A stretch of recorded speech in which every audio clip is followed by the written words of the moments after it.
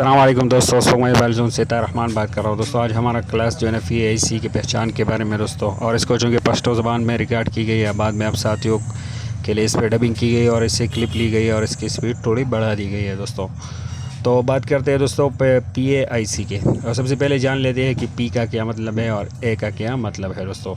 तो इसका full form ये है पावर एम्पलीफायर दोस्तों। तो FEA का मतलब यही है। तो दोस्तों PA को एक नाम और भी बोला जाता है PFOIC दोस्तों। तो इसका फुल फॉर्म भी जान लेते हैं कि PFO का मतलब क्या है दोस्तों। तो इसका मतलब है पावर फ्रिक्वेंसी ऑक्सीलेटर दोस्तों। तो PIC को PFO भी कहते हैं और PAIC भी कहते हैं दोस्तों। तो FEA का मतलब भी हमने आपको बता दिया, और PFO का मतलब है पावर फ्रिक्वेंसी ऑक्सीलेटर दोस्तों। तो इसका फुल फॉर्म यही है दोस्तों। तो आगे जानेंगे कि आप किस तरह इसको पहचान सकते हो दोस्तों। तो इसको ये दो नाम बोले जाते हैं, PAIC और PFOIC दोस्तों, और ये एक ही IC को बोला जाता है दोस्तों। और इसके फुल फॉर्म यही है दोस्तों, पावर एम्पलीफायर और पावर फ्रिक्वेंसी ऑक्सीलेटर। तो आगे जान लेते हैं दोस्तों कि आप PAIC को किस तरह पहचान सकते हो दोस्तों।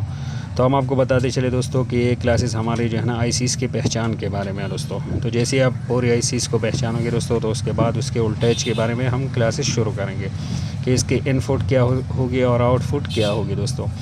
तो सभी वोल्टेज के बारे में इंशाल्लाह बात करेंगे कि ख़राब IC को आप किस तरह पहचान सकते हो और सही IC को किस तरह पहचान सकते हो दोस्तों। तो अभी जो हमारे क्लासेस है वो सिर्फ ICs की पहचान के बारे में दोस्तों। तो बहुत सारी साथी जो है ना वो ICs को पहचान नहीं सकते हैं, इसकी वजह से गलत IC पे काम कर लेते हैं दोस्तों। तो ये क्लासेस हमारे IC की पहचान के बारे में दोस्तों। तो बात करते हैं PIC की पहचान के बारे में दोस्तों। तो सबसे पहले और सबसे आसान पहचान इसकी है दोस्तों कि सिग्नल सेक्शन में जितनी भी ICs लगी होगी सब में से बड़ी IC यही है, यही होगी PIC दोस्तों। और सेक्शन के बारे में हमारे क्लासेस गुजर चुकी है, जिस साथी ने नहीं देखा है वो क्लास देख सकते हो दोस्तों। तो सिग्नल सेक्शन में से जितनी IC लगी होगी उन सब में से बड़ी IC यही है, PIC हमारी। तो इससे भी आप पहचान सकते हो कि ये हमारा PIC है, आसानी से पहचान सकते हो। दूसरा आसान पहचान दोस्तों इसका ये है कि जो हमारा जो GSM लाइन है, GSM का full form global service mobile.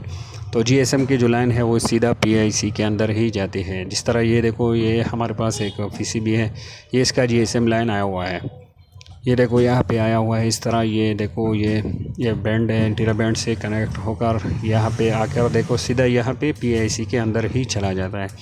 तो इसी से आप पहचान सकते हो, ये GSM लाइन जिस IC के अंदर जाता है ये हमारा PIC ही होता है।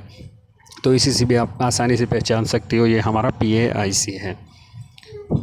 तो पहली पहचान ये होगी कि सबसे सिग्नल सेक्शन में सबसे बड़ी IC यही होगी। दूसरा GSM लाइन इसके सीधा PIC के अंदर ही जाता है।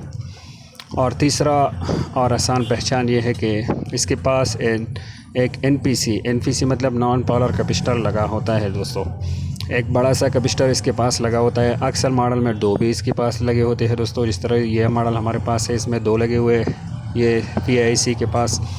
तो इसके पास एक नॉन पोलर कैपेसिटर लगा होता है या दो लगे होते हैं दोस्तों, जिसके एक तरफ हुई बेड से टच रहता है। जिस तरह ये है हमारे पास ये PCB जो हमने माइक्रोस्कोप में लगाए हुए हैं, इसमें ये देखो ये NPC लगी हुई है, इसमें दो लगे हुए हैं बड़े बड़े, एक ये है और एक ये है। और इसके एक तरफ जो है ना वो वी बेड से कनेक्ट रहते हैं, जो कि बैटरी टर्मिनल के प्लस से कनेक्ट रहते हैं। तो इससे भी आप पहचान सकते हो कि ये हमारा PAIC है।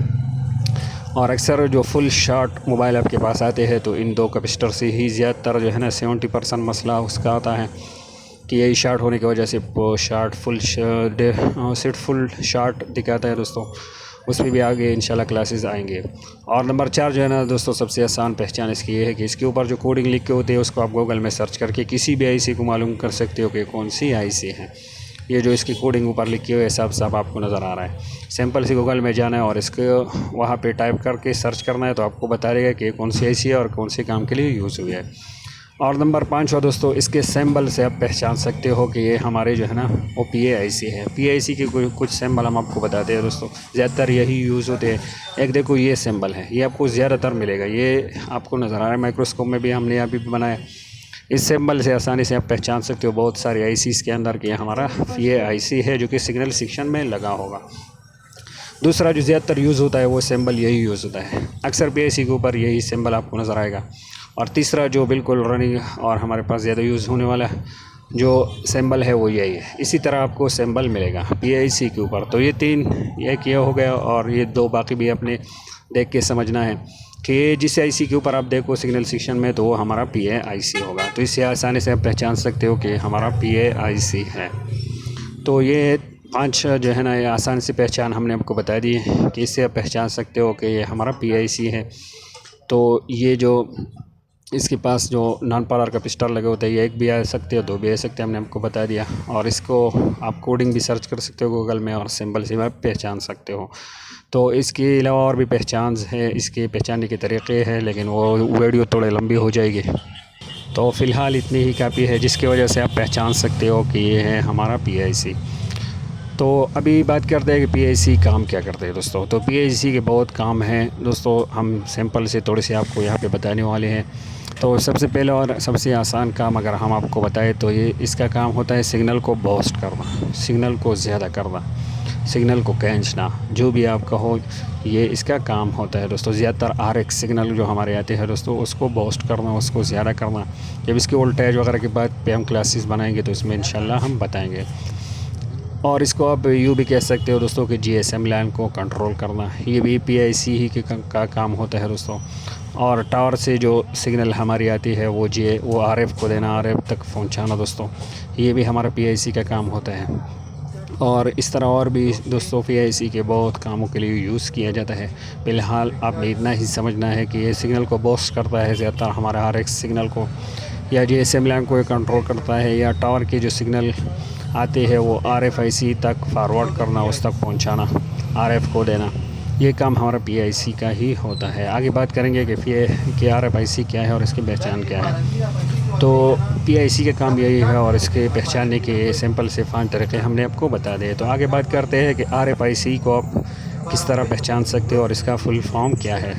तो RFIC का फुल फॉर्म है रेडियो फ्रिक्वेंसी IC, और इसको दोस्तों आप हैगर IC और नेटवर्क IC भी कह सकते हो। तो ये सभी नाम इसी के हैं। तो R का मतलब होता है रेडियो, F का मतलब होता है फ्रिक्वेंसी, तो रेडियो फ्रिक्वेंसी IC, और इसको हैगर IC और नेटवर्क IC भी आप कह सकते हो, रेडियो फ्रिक्वेंसी IC। तो RF का मतलब यही होता है और ये भी आपको सिग्नल सेक्शन में मिलेगी। और इसके पहचान बिल्कुल आसान है और सिंपल सा है कि सिग्नल सेक्शन में जो IC लगी होगी उसके पास जो ऑक्सीलेटर क्रिस्टल लगा होगा, ये जो आपको माइक्रोस्कोप में नज़र आ रहा है, ये स्क्रीन पर आपको नज़र आ रहा है ऑक्सीलेटर क्रिस्टल ये वाला। जिस IC के पास सिग्नल सेक्शन में ये ऑक्सीलेटर क्रिस्टल लगा होगा वो हमारी होगी RFIC। हमने कहा था कि ये ऑक्सीलेटर क्रिस्टल 3 जगह पे यूज़ होता है, CPU के पास और एक वाईफाई IC के पास और एक RFIC के पास। तो RFIC के पास ये लगी होगी। और ये जो मॉडल हमने यहाँ पे दिया ये माइक्रोस्कोप में रखा हुआ है क्योंकि इसके RFIC ये पावर IC के अंदर ही लगे हुए हैं, तो इसलिए पावर IC के पास ही ये आपको ये ऑक्सीलेटर क्रिस्टल नज़र आ रहा है। ऑक्सीलेटर क्रिस्टल को आप RF क्रिस्टल भी कह सकते हैं और इसका काम होता है सिग्नल को इनपुट और आउटपुट करना। तो उम्मीद है कि आप साथ ही समझ गए होंगे।